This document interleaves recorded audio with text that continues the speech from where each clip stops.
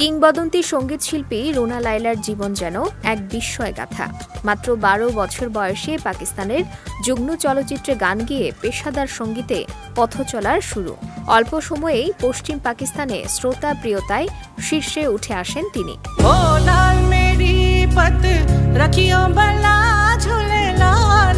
স্বাধীনতা পরবর্তী সময়ে রুনা লায়লা যখন বাংলাদেশে ফিরে আসেন তখন পাকিস্তানের জনপ্রিয়তার তুঙ্গে অবস্থান করছিলেন তিনি।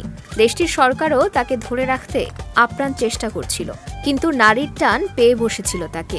জনপ্রিয়তা, ক্যারিয়ার, সম্মান সব তুচ্ছ করে ফিরে আসেন প্রিয় মাতৃভূমিতে। এরপর শুরু হয় তার নতুন যাত্রা। সত্য সাহার হাতে সুরের নতুন দিগন্ত উন্মোচন হয়। দামাদাম মাস্ত কালান্দার থেকে ওকি গাড়িয়াল ভাই সব গানই তাকে এনে দেয় আন্তর্জাতিক খ্যাতি।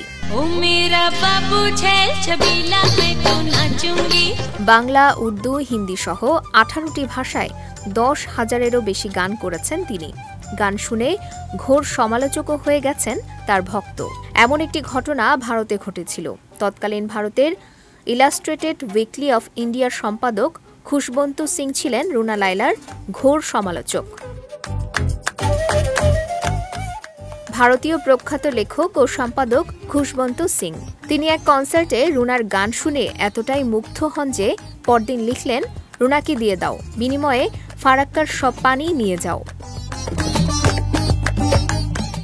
শুধু গানের শিল্পী হিসেবে নন, মানবিকতার দিক দিয়েও রুনা লায়লা অনন্য। 1977-78 সালে কাশ্মীরে হাসপাতাল নির্মাণের জন্য মুখ্যমন্ত্রী শেখ আবদুল্লাহ যখন বিনা পারিশ্রমিকে আয়োজনের অনুরোধ জানালেন, তিনি আগ্রহ নিয়ে রাজি হন। 2 দিনের অনুষ্ঠান থেকে সংগৃহীত তহবিল দিয়েই সেই হাসপাতাল প্রতিষ্ঠিত হয়। এখনও কাশ্মীরি মানুষ তাকে স্মরণ করেন কৃতজ্ঞতায়।